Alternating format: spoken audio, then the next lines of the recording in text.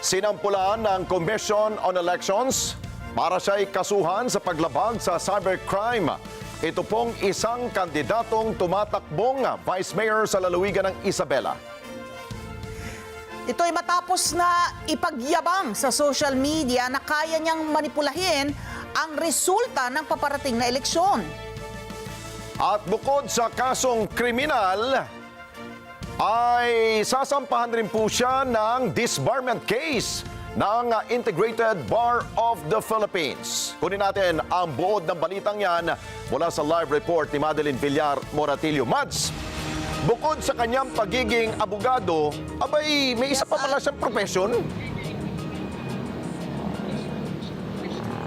Alex, actually, bukod sa pagiging abogado, ipinagmamalaki niya na siya rin ay isang IT expert at siya rin umano ay isang certified public accountant. Batay na rin yan sa nalamang impormasyon ng Commission on Elections kung kaya't ipaghaharap o hihilingin din nila sa Professional Regulations Commission na matanggal yung kanyang lisensya nitong vice mayoralty candidate na ito bilang isang accountant. At kanina nga ipinagharap ng reklamo ng Commission on Elections sa Manila Prosecutor's Office ang isang vice mayoralty candidate sa lalawigan ng Isabela dahil nga sa pagpapakalat umano ng mga maling impormasyon sa social media patungkol sa sistemang gagamitin sa darating na eleksyon.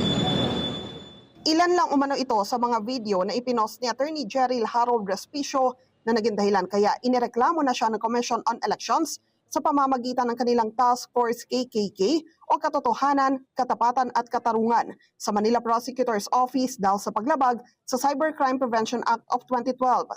Sa reklamo ng COMELEC noong Enero 24, nagpost umano si Respicio ng video sa kanyang social media page na may titulong Paano i-hack ang ACM o Automated Counting Machine. Kinabukasan, Enero 25, nagpost ulit umano ito ng video ng aktual na hacking ng di umano yung source code ng ACM at kung paano ito madaling manipulahin. Ang nasabing video na ipa-take down na umano ng COMELEC pero nakasave ito sa kanila at ginamit bilang ebidensya. Si Respicio, kandidato sa pagka-vice-alkalde sa Reina Mercedes sa Isabela. Ito po ay napaka-dangerous, napaka-mapanganib.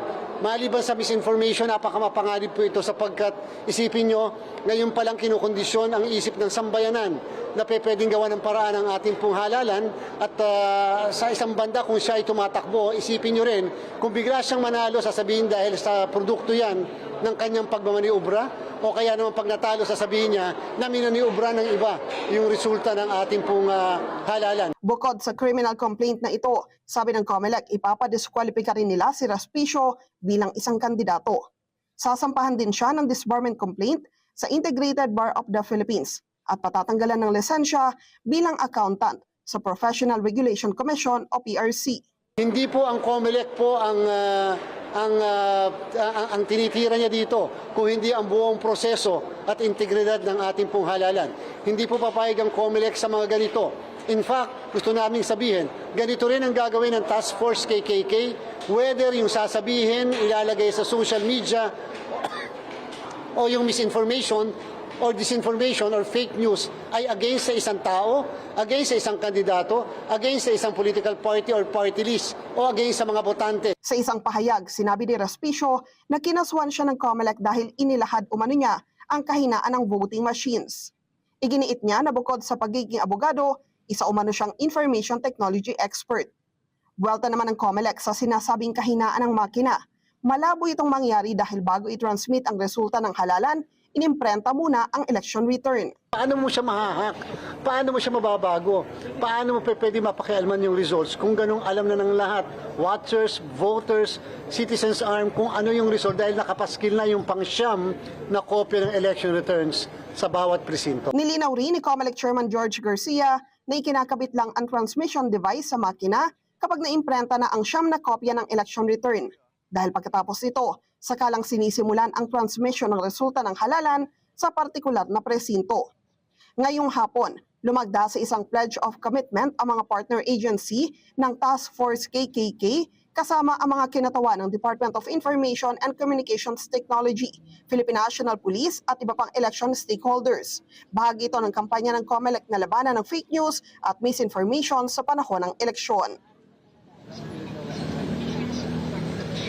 Nagbabala naman ang COMELEC na hindi ito ang una, kundi mas tiyak na masusundan pa ito at may isang grupo pa raw na tinitignan yung COMELEC na posible rin na ipagharap nila ng reklamo sa piskalya dahil nga sa pagpapakalat ng mga maling impormasyon patungkol sa sistemang gagamitin sa darating na eleksyon. Balik sa inyo dyan, Alex. Okay, Mats, bago humantong ito sa husgado o di kaya dyan sa prosecutor's office para sa isampahan ng kriminal, ito ba'y dumaan sa tamang proseso?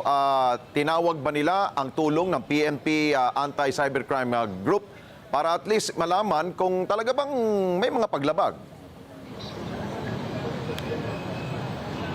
Yes, Alex, nakipag-ugnayan muna yung COMELEC sa PNP ACG na siyang nagsagawa ng case build-up at nung nakita nga ng COMELEC yung video na ito para hindi na rin pa kumalat at magbigay ng maling impormasyon sa publiko ay na-request nila sa social media platform na ma-take down yung mga video na ito. Pero bago naman daw na-take down, ay na-save nila at nagamit pa nila bilang ebidensya nga sa paghahabla sa nasabing kandidato. Okay, maraming salamat sa iyo, Madeline Villar Moratillo, mata natin dyan sa Commission on Elections. Maraming salamat sa inyo pong pagsubaybay sa Mata ng Agila Primetime. Para malaman ang matatag, matapang at matapat na mga balita, i-follow lamang at mag-subscribe sa @net25 TV.